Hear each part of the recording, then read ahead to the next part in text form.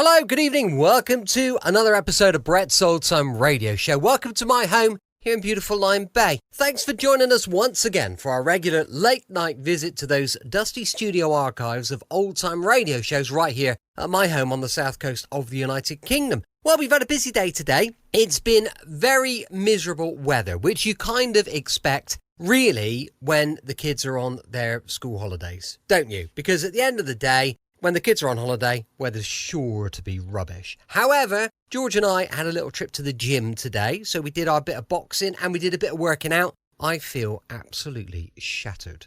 But it was good for George and he enjoyed it. He's also busily working on a new YouTube channel. Very, very into his social media is George. Well, I say social media, he's quite into his YouTube videos and stuff like that, which is great. And it's what kids are, it's what they're doing, isn't it, these days? So you've got to support them. I've got a bit of social media. If you want to check it out, you're more than welcome. Facebook, Instagram and YouTube. They're all called Brett's Old Time Radio Show. If you could follow us, that would be brilliant. Also, of course, there's a supporter page at patreon.com/Brett's Old Time Radio Show. Time now for another adventure from Sherlock Holmes and Dr. Watson, which is what we expect on a Tuesday. This one was first broadcast on the 27th of January 1947. It's called The Case of the Babbling Butler.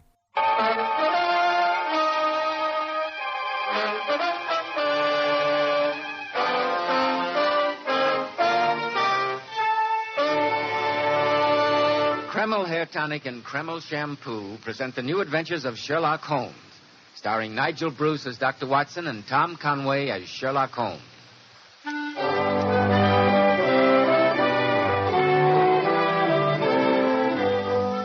Well, once again, it's time to keep that weekly appointment with our good friend and host, Dr. Watson. Good evening, Mr. Bell. Draw up your chair and settle down. Thank you. That's it. All ready with tonight's new Sherlock Holmes adventure, Dr. Watson? Yes, Bill. And as I was going over my notes on the case, I came across this. I think it might interest you. Well, what is it? It looks like an ordinary piece of clay. It is clay, but I assure you it's very far from ordinary. This piece of dried earth enabled Sherlock Holmes to solve one of the most diabolical murders that we ever encountered. I call the case The Singular Affair of the Babbling Butler. I can hardly wait to hear the story. I'm sure that you'll wait long enough to have a word with our listeners now, won't you, Mr. Bell? Yes, Dr. Watson, but it won't take me a moment. In a recent poll, women picked the 10 best-dressed men in America. These men were all men at the top: statesmen, governors, movie stars, producers, and millionaires. And I know you'll be interested in hearing how a recent survey showed that Kreml Hair Tonic is preferred among America's top-flight executives and most successful men. But why shouldn't Kreml be? Kreml contains a special combination of hair grooming ingredients which is found in no other hair tonic. This is why Kreml gives a man's hair such a natural, well-groomed look, such a handsome, clean-cut appearance. Kreml also keeps hair neatly in place longer, with an attractive, healthy-looking luster. Yet it never leaves hair looking or feeling greasy, sticky, or dirty. After you apply Kreml, you can rub your hand over your hair and your hair feels so delightfully clean. Notice how no greasy film comes off on your hand or on your hatband. Just use a little Kreml in the morning, and at night your hair looks as neatly groomed as when you combed it in the morning. Kreml, Kreml Hair Tonic. Now, Dr. Watson, how about the singular affair of the Babbling Butler? Well, that adventure began on a November evening many years ago. For 4 days, a dense yellow fog had virtually marooned Holmes and me in our Baker Street lodgings. The first day, the great man had spent in cross-indexing his huge book of references. The second and third had been patiently occupied upon a subject which he had recently made his hobby, the music of the Middle Ages. But when on the fourth day we still saw the heavy brown swirl drifting past us and condensing in oily drops upon the window panes, my old friend's active and impatient nature began to assert itself. He started to pace restlessly about our room in a fever of suppressed energy. Confound this fog. Oh, do stop pacing up and down, Holmes. No good getting angry with the weather. That's one problem even you can't do anything about. It isn't the weather, Watson. It's the infernal dullness of the London criminal these days. Come over here to the window. Oh, what is it, Holmes? Look out there. See how the figures loom up, are dimly seen, and then blend once more into the fog. What a night for a thief or a murderer, Watson. He could roam London as a tiger does the jungle, unseen until he pounces. It's fortunate for this community that I'm not a criminal. Yes, it is indeed. Suppose that I were Brooks or Woodhouse or any of the 50 men who have good reason for taking my life. How long could I survive against my own pursuit? A summons, a bogus appointment, and all would be over. What a depressing thought. The only thing that depresses me is inactivity. Why doesn't something happen? Why doesn't someone come to me with a problem? It sounds as if your prayer's been answered. I hope so. See who it is, Watson, will you? It'll save Mrs. Hudson a trip. Yes, of course. All right, Mrs. Hudson. Ask the gentleman to come up, please. This way up, sir. You wish to see Mr. Sherlock Holmes? Yes, sir, I do. Then come along in. My name's Watson, Dr. Watson, and this is Mr. Sherlock Holmes. Oh, how do you do, Mr. Holmes? Dr. Watson. My name is Jenkins. I'm butler to Sir Roderick Martin. Sir Roderick Martin? Indeed. Sit down, Jenkins. Oh, thank you, sir. Sir Thank Roderick Martin, isn't he the theatrical producer? Yes, Watson. And he's quite famous in his own circle for his cynicism and a certain mordant wit. Your master needs my services, I presume, Jenkins? Yes, Mr. Holmes, he does. He's in desperate trouble, and he'd like you to come over to his house at once, Well, sir. what kind of trouble is he in? Oh, please don't ask any questions, sir. Just come to the house and see for yourselves. I've long wanted to meet Sir Roderick. I believe it was he who gave currency to that pun. Though he might be more humble, there's no police like Holmes. That's rather funny. No police like Holmes. I'm glad it amuses you, Watson. Oh, sorry. Oh, I implore you to come with. Please, gentlemen, come with me. Whatever your master's problems may be, I think I would enjoy a discussion with him. Perhaps on the topic of humility. Yes, Jenkins, we'll accompany you at once.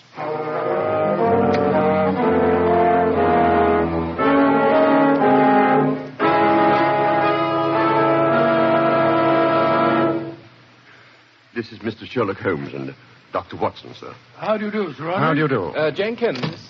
Oh, how very odd. Now, why should Jenkins make such a meteoric exit? I presume, Sir Roderick, he wished to leave us alone. Indeed, what a singularly depressing thought. Well, so now that he's gone, you can talk quite freely. My dear Dr. Watson, I've been in the habit of talking freely ever since I had the pleasure of insulting my nurse at the age of 4. She was a peculiarly revolting female by the name of Pearl. After 44 years, I still can't think of a more inappropriate name for her. Sir Roderick, your childhood reminiscences are fascinating. But supposing we get down to business. Very well, Holmes. To what do I owe the, well, for lack of a better word, the pleasure of this visit? Your butler came to fetch us. He said that you were in desperate trouble and needed our help. Jenkins told you that. I can only assume that he stole more than his usual quota of brandy today. I've noticed in the past that alcohol seems to give him the quaintest delusions. Then you don't wish to consult me professionally? No, Holmes, I don't, nor do I wish the services of a doctor. Therefore, I suggest you both retire and ask Jenkins for your hats and an explanation. Good evening, gentlemen. It's one of his stupid jokes, Holmes. The bounder's trying to make a fool of you. I think not, Watson. It'd be a singularly pointless joke, and far below his standard. No, I believe there's some other game afoot. Though Sir Roderick dismissed us somewhat unceremoniously, I think we may still be reasonably certain of a welcome in the servants' quarters. You're going to talk to the butler? Yes, Watson. I'm certain he's neither been drinking nor suffering from delusions. I'm convinced that the man is in mortal terror of his life.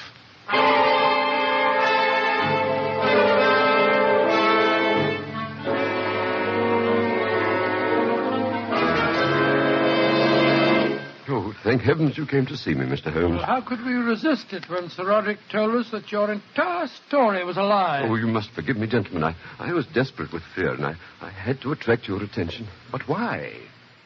You've accomplished your purpose now. You've thoroughly roused my curiosity. But I repeat, why? Because I'm in terror of my life, sir. Someone's trying to murder me, sir. Oh, what reason have you for saying that, Jenkins? Last night an attempt was made to kill me. Oh? Please describe the circumstances. Well, sir, I was carrying a keg of wine down into the cellar. It slipped from my arms and hit the stairs, and then the stairs collapsed. When I examined them, I found that they'd been sawed almost through. I assume that you're the only member of the household who ever visits the wine cellar? Yes, sir. That was a deliberate trap to break my neck. Oh, if I'd stepped down, it would have been the end of me. Oh, Mr. Holmes, I'm only a servant. I couldn't pay you much, Now, but... my dear Jenkins, I assure you that Mr. Holmes is as interested in preventing the murder of a servant as he is in saving the life of a prime minister. Jenkins, have you any idea who might want to kill you? There's only one person on earth with a motive for killing me, sir. And that's my master. Sir Roderick Martin. Oh, come, my dear man. You're surely mistaken. What reason do you have for suspecting him? Oh, it's this way, Mr. Holmes. A year ago, a certain lady killed herself when Sir Roderick jilted her. Good gracious Well, me. the affair was all hushed up, and nobody knew Sir Roderick was even involved. But her brother swore to avenge her death. That brother is a very close friend of Sir Roderick's, but has never suspected him. Complicated situation, eh, Holmes? Yes, Watson. I take it, Jenkins, you are the only person who knows that your master was guilty? Yes, sir. Yes, sir. And if I were dead, his secret would be safe. No, Mr. Holmes, please, what can I do? I know he's planning my death. You've got to save me, sir. Jenkins, my advice is this. Write a full statement of the circumstances in this case. Sign and seal it and hand it over to me for safekeeping. Inform your master that if anything happens to you, I shall make public the contents of the statement. That's a very good idea, Holmes. I'll do that, sir. I'll do that. I'll bring it to you in the morning. Splendid. Come on, Watson. Oh, by the way, Jenkins, what's the name of your doctor? Doctor, sir, I never said... You never said what? Oh, yeah, doctor, yes, sir, yes, sir. Dr. David Stanley in Wimpole Street. Dr. David Stanley. I see. Well, good night, Jenkins. We shall expect you in the morning.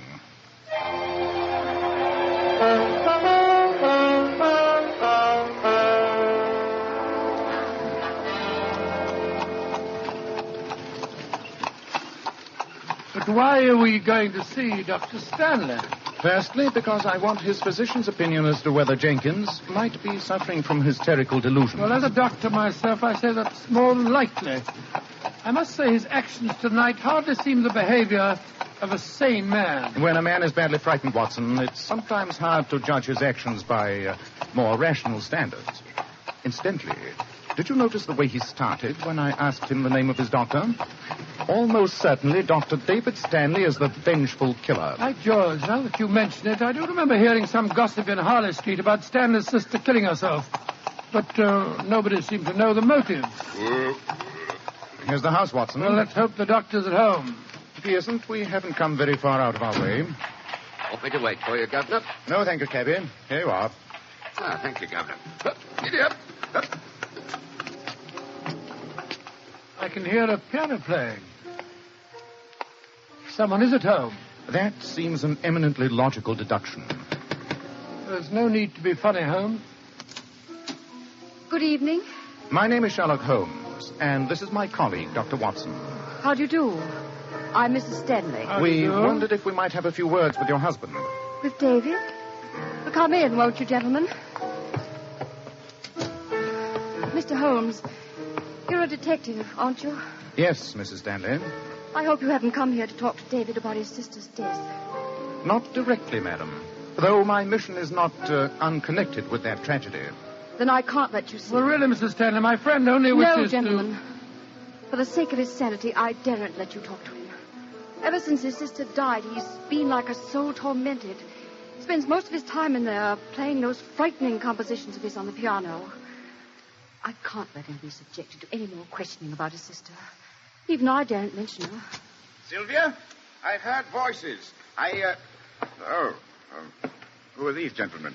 It's Mr. Sherlock Holmes and Dr. Watson, dear. How do you do, Dr. Stanley? I hope we're not intruding, sir. The great Sherlock Holmes and his friend Dr. Watson intruding? Well, of course not. I'm flattered. Come in, gentlemen. Please don't say anything about his sister's death. Don't worry, Mrs. Stanley. We won't. No, of course. Holmes, I believe you're something of a musician. I'd like your opinion of this. David, dear, they haven't come here to listen to I music. don't care what they came here for. This is what they're going to hear.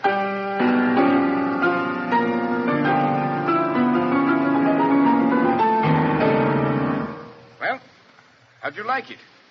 A strange, savage melody, Dr. Stanley. Yes, indeed, sir. Rather depressing, if you don't mind my saying so. No, why shouldn't it be? When it's finished, I call it Threnody for a Dead Sister.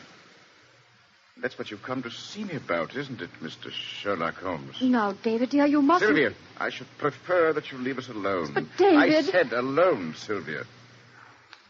Very well. Sylvia's a girl who can't face up to facts.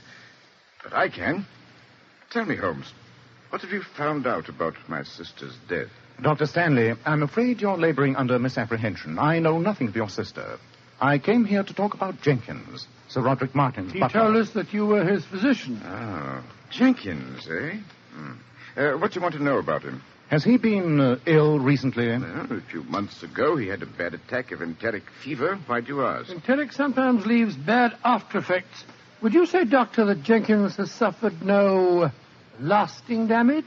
Hallucinations, for instance? Well, at the time, he was out of his head for a while, but I'd say he's perfectly sound now. Thank you, Dr. Stanley. That's all we wanted to know. You mean to say that you came here simply to find out about the state of Jenkins' sanity? Just that, sir. Good evening. Good night, Dr. Stanley. I think you had something else on your mind before you talked to Sylvia. Well, Jenkins may be sane, but that man's on the edge of a mental collapse if I ever saw one. I quite agree, Watson. Mrs. Stanley seems to have gone upstairs. I think we'll let ourselves out.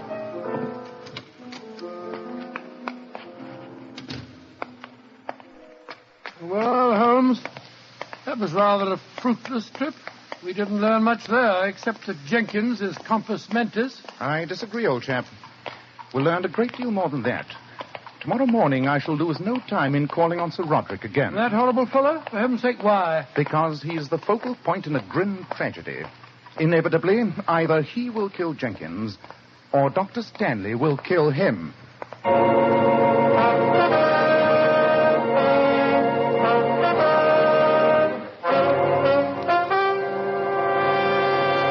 My dear Holmes, I'm accustomed to facing 2 brown eggs at breakfast. 2 brown eggs lightly boiled, followed by a leisurely perusal of the Times. I see no reason why this day should commence any differently. Sir Roderick, I've explained to you You've that... explained nothing, including your own presumption, Holmes.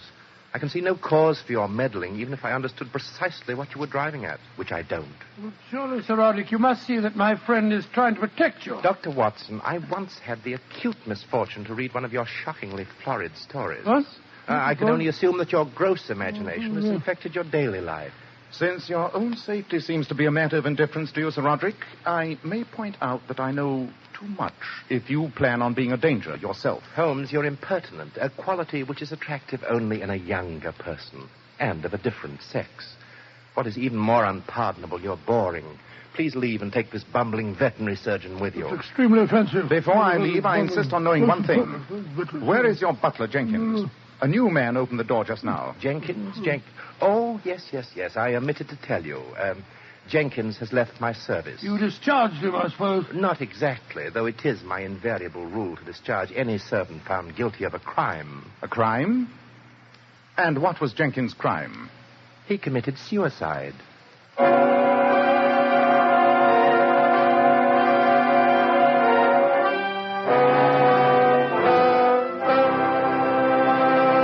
In just a moment, we shall hear more about this ironic crime of suicide. But first, men, nice-looking, attractive hair means so much to a man's appearance. And one of the first requisites of handsome, healthy-looking hair is a hygienic scalp. So start at once. Take better care of the hair you've got. Change to Kreml Hair Tonic. No other hair tonic keeps the hair more neatly in place without looking or feeling greasy. But men, Kreml does lots more than keep hair looking handsome.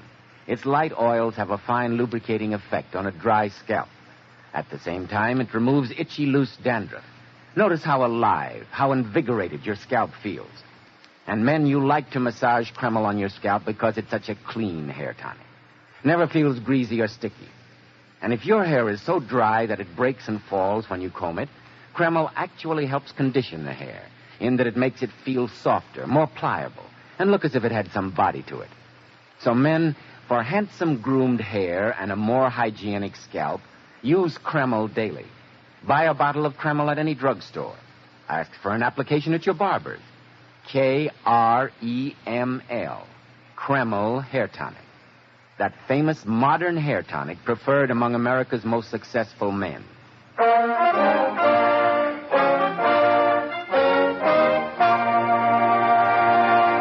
Well, Dr. Watson, this story really has me on the edge of my chair. So the butler Jenkins had committed suicide? Well, that's what Sir Roderick told us, Mr. Bell, although we had great difficulty in persuading him to let us examine the dead man's room. Finally, after Sherlock Holmes had pointed out that if we couldn't handle the case, then Scotland Yard certainly would, we were allowed to visit that room of death. The evidence of suicide was apparent. After a brief examination, Holmes turned to me and said, What do you make of it, Watson? obvious signs of strychnine poisoning, Holmes. Quite clearly a suicide. Yes. The other servants told us that they had to break the door down to get in. It was locked and bolted from the inside. And your examination proved that there was no sign of the lock having been tampered with. Precisely. And he drank the poison from this glass here by the bed. Yes, I'd say that there's been nothing in this glass but strychnine and water. Hello. What's this on the carpet? Looks like a piece of clay. It is. And it bears the imprint of a heel. From a man's boot. Look at the size. And observe the color of the clay, Watson. This particular specimen is quite rare. I shall take it back to Baker Street and examine it. I can't see any logic in this case, Holmes. After all, people terrified of murder don't go committing suicide. Patience, old fellow. I'm convinced that this is one case where an hour in the laboratory may aid the solution more than all the logic in the world.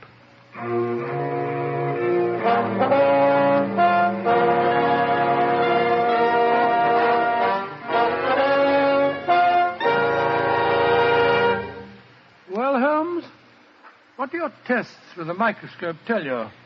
First of all, that the glass contained nothing but strychnine and water. Well, nobody could drink that without knowing it.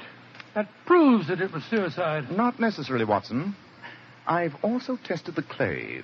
In addition to being a very rare clay, it's oddly impregnated with certain acids and chemicals.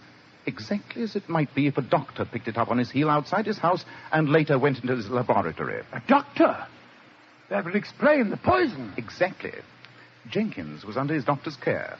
Supposing the physician prescribed a draught to be taken on retiring, why question its peculiarly bitter taste? Jenkins was a frightened man. Undoubtedly, he bolted and locked his door last night and then, trustingly, drank the fatal poison. All of which points to Dr. Stanley. Quite. But I don't understand it. He had a motive for murdering Sir Roderick, and Sir Roderick had a motive for murdering Jenkins. But all the evidence points to the fact that Dr. Stanley murdered Jenkins. It doesn't make any sense. But it does, Watson. Precise, accurate, and terrifying sense. We must return to Sir Roderick's house at once. There's not a moment to be lost.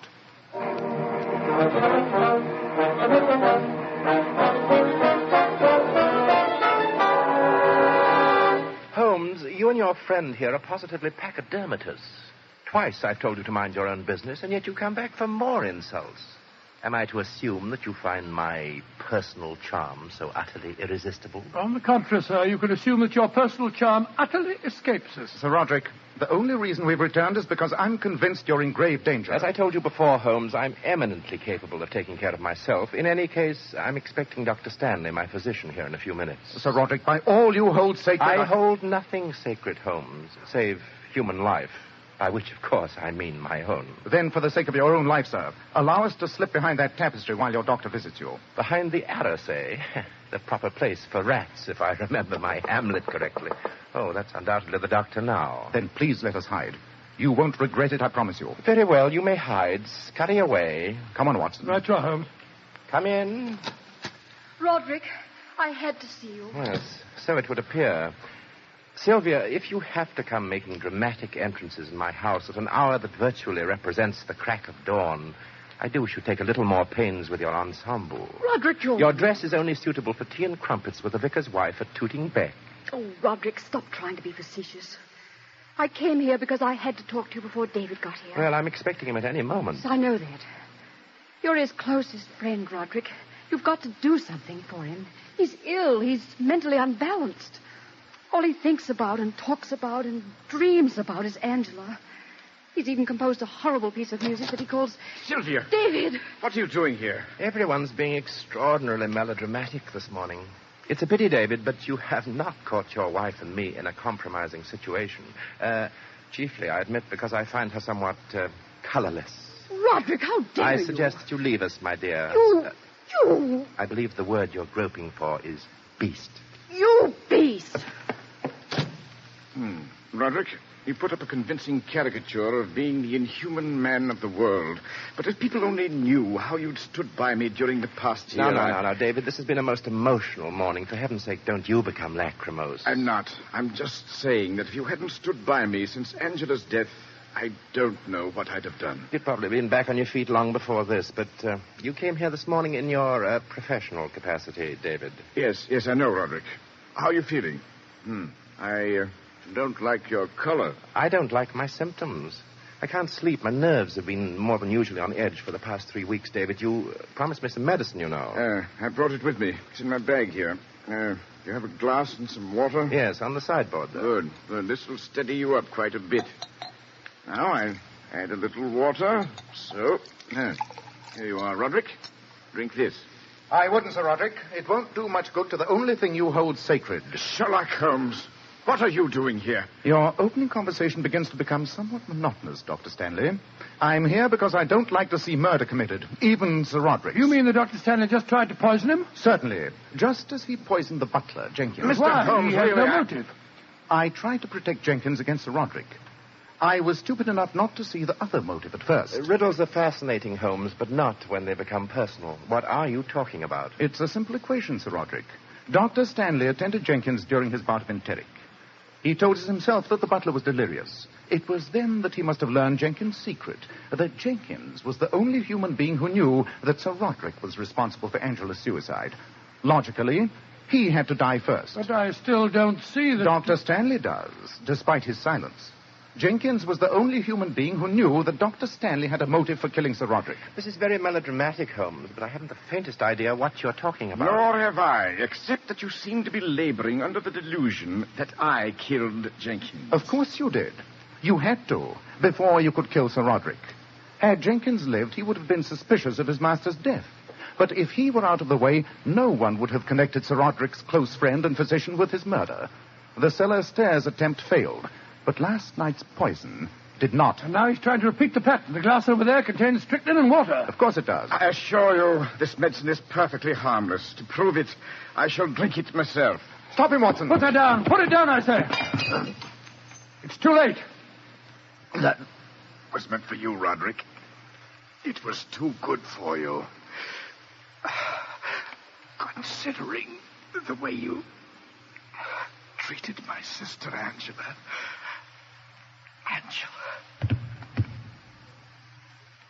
He's dead, Holmes. Yes. And you, Sir Roderick, have escaped a brother's vengeance. I'm almost sorry that I insisted on trying to save your wretched life. Well, just because you have saved it, don't expect anything as conventional as thanks or remorse. My only regret is that during the past few minutes you've enjoyed an experience granted to very few men on this earth. And what is that, may I ask? You have seen me speechless.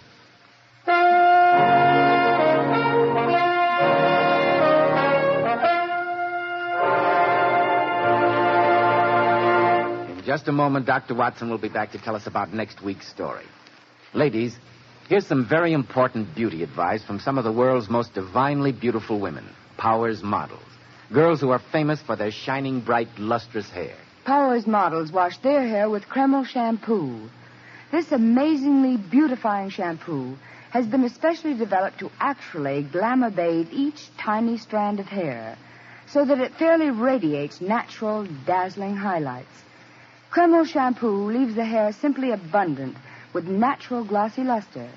And what's more, your hair stays this way for days. And doesn't Kreml shampoo do a wonderful cleaning job on your scalp? Removes all loose dandruff as well as the dirt. Yes, and it's wonderful to soften dry, brittle ends. Kreml shampoo leaves your hair so much softer, silkier, with a satin smoothness. Your hair holds a wave better, too. So, ladies, buy a bottle of glamorizing Kreml shampoo at any drug counter and see how easy it is to glamour bathe your hair to a vision of beauty. How easy it is now to have naturally lustrous, glossy hair. Kreml, Kreml shampoo. And now, Dr. Watson, what about next week? Well, now, let's see. Next week, I think I'll tell you about the greatest shock that Sherlock Holmes ever gave me. Well, that must have been quite a shock, Dr. Watson. It was, Mr. Bell. I call it The Adventure of the Dying Detective. Tonight's new Sherlock Holmes adventure was written by Dennis Green and Anthony Boucher and was suggested by an incident in Sir Arthur Conan Doyle's story, The Bruce Partington Plans. The music was composed and conducted by Alex Steinert. Nigel Bruce appeared by permission of California Pictures, Tom Conway through the courtesy of Eagle Lion Pictures.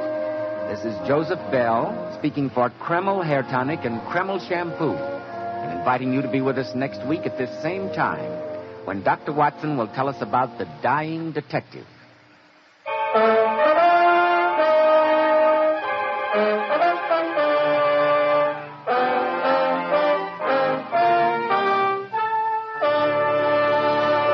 ABC, the American Broadcasting Company. Welcome back. I hope you enjoyed our latest adventure with Sherlock Holmes and Dr. Watson. Don't forget, we'll be back tomorrow with Rocky Jordan, going live at 5 p.m. GMT. As I mentioned earlier, we've got a supporter page, patreon.com/Brett's Old Time Radio Show. And listen, if you get a minute, share our little show across your social media. I'd appreciate that. Thanks for listening. I'll be with you 7 days a week, each and every week, and I'll see you tomorrow on Brett's Old Time Radio Show. Love you. Bye.